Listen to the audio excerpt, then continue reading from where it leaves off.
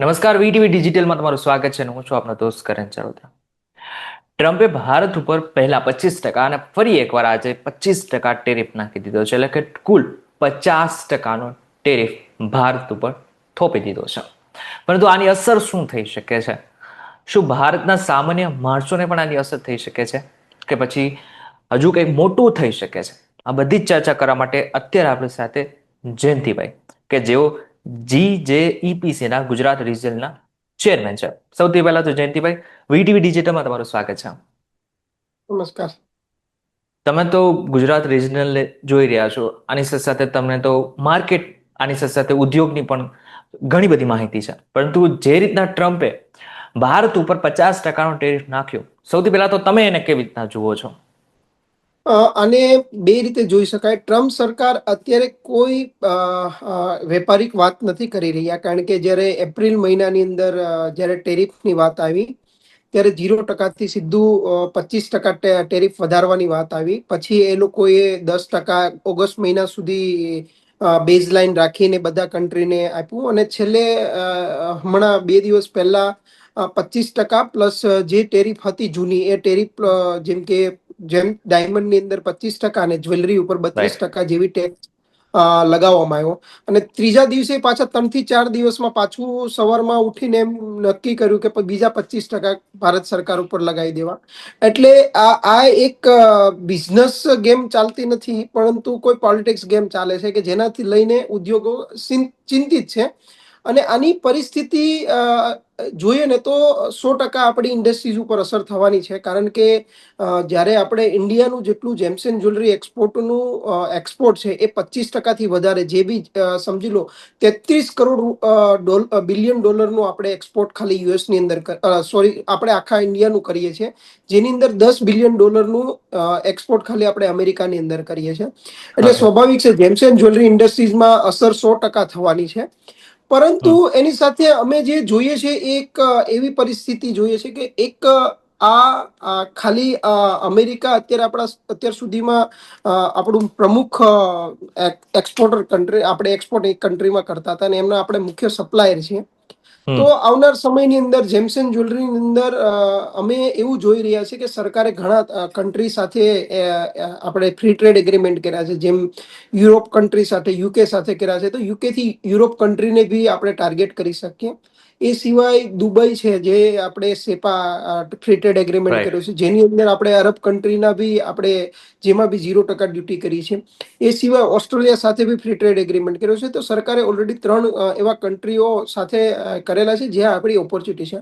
અત્યાર સુધી gems and જ્વેલરીની અંદર બહુ ઇઝી વેમાં આપણું એક મોટું ઇઝીલી એક્સપોર્ટ થતું, તો આપણે મોટું કન્ઝ્યુમર કસ્ટમર અમેરિકા હતું, એટલે આપણે જનરલી બધા જ ત્યાં વધારેમાં વધારે કરતા હતા. અત્યારે હમ. આવનાર સમયની પરિસ્થિતિ થોડીક વિકેટ થશે, પરંતુ લોકો પોતાની રીતે એક્ઝેસ્ટ અલગ કન્ટ્રીઓ શોધશે, નવા માર્કેટો શોધશે, અને આને ઓપોર્ચ્યુનિટીના રૂપે અમે લઈએ. અને અમને એવી ખાતરી છે કે આ 50% છે એ એક ખાલી એક સ્ટન્ટ છે, નથી કે આ 50% લાગી જ જશે. અમને એવું લાગે છે, કારણ કે ટ્રમ્પના આગળના ભૂતકાળના જે અનુભવના આધારે ચાઇનાની ઉપર 150% અને જે રીતના ટેક્સ રાઈટ. લગાવીને પછી જે રીતે ઓછો કરવામાં આવ્યો છે, એવી જ રીતે આપણા કન્ટ્રીને પોલિટિકલ તરીકેથી કોઈ પણ એંગલથી આ ડ્યુટી વધારવી ઘટાડવી આ બધું ચાલે છે. પણ બહુ ઇન્ડસ્ટ્રીઝ વાળાએ ચિંતા કરવાની એટલે જરૂર નથી, કારણ કે આપણી પાસે ઘણા ઓપોર્ચ્યુનિટી કન્ટ્રીઓ છે. અને એ સિવાય ડોમેસ્ટિક માર્કેટમાં લાસ્ટ 10 વર્ષની અંદર જે ભારતમાં લોકોની જે ખરીદ શક્તિ જેમ્સ એન્ડ જ્વેલરી પ્રત્યે થઈ છે, ઘણી બધી થઈ છે. જેમાં લેબગ્રોન આવી ગયું છે, ડાયમંડ આવી ગયું છે, ગોલ્ડની ભાવ વધવાના કારણે લોકોનો વિશ્વસતા વધી ગઈ છે, તો એ લોકો બી ઘણા બધા બાઇંગ કરે છે. એટલે એક ડોમેસ્ટિક માર્કેટ આપણી પાસે છે.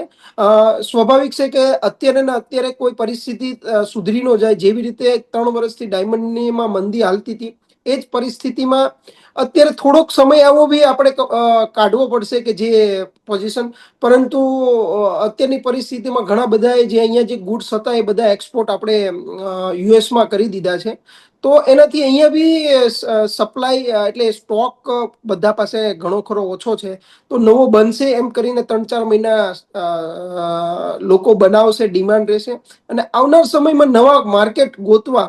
કારણ કે આખા વિશ્વની જે જેમ્સ એન્ડ જ્વેલરીની રિક્વાયરમેન્ટ છે એમાંથી ઇન્ડિયા ખાલી 6% સુધી જ આપણે એક્સપોર્ટ કરીએ છીએ. 6% જ રિક્વાયરમેન્ટ પૂરી પાડીએ છીએ. એટલે આપણી પાસે 94% એવું માર્કેટ છે જે અનટેપ માર્કેટ છે જેમ્સ એન્ડ જ્વેલરી માટે. એટલે સ્કોપ ઘણો છે, પરંતુ તરત ને તરત બિઝનેસ ચાલુ બી નથી થઈ જતો, નથી મૂવ થઈ જતો. થોડીક પરિસ્થિતિનો સામનો કરવો પડે જો આને આ પરિસ્થિતિ રહી તો. બરાબર છે. પરંતુ તમને શું લાગે છે, ટ્રમ્પે આજ જે પણ કંઈ કર્યું છે ભારતના ઉદ્યોગને પતાવવા માટે કરેલું છે? તમને એવું લાગે છે?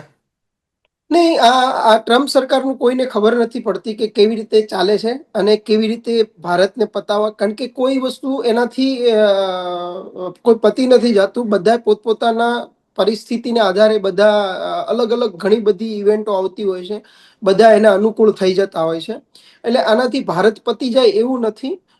મેં કીધું એમ ઘણા બધા ઓપોર્ચ્યુનિટી અને બિઝનેસ અને ઘણી બધી વસ્તુ હોય છે. આનાથી કોઈ એવી મોટી અસર થઈ જાય એવું કંઈ નથી. કારણ કે આપણે જ્યારે એપ્રિલ મહિનામાં 0% થી 10% ડ્યુટી કરી, તો બી આજે અમેરિકન કસ્ટમરો એક્સેપ્ટ કરી લીધી. આપણા એની અંદર એની કોઈ ઇફેક્ટ નથી થઈ જે રિક્વાયરમેન્ટ હતી.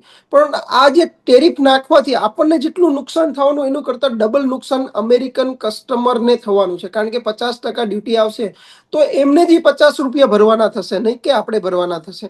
હા, આપણને ધંધામાં થોડીક તકલીફ પડશે, પણ ત્યાંના લોકોને મોંઘી વસ્તુ લેવી પડશે. અને જેમની રિક્વાયરમેન્ટ છે એ આજે નહીં તો આપણે તો જેટલું એક્સપોર્ટ થવાનું છે 10 બિલિયનનું છે, એ સમજી લો 5 કે 6 બિલિયન થઈ જાય.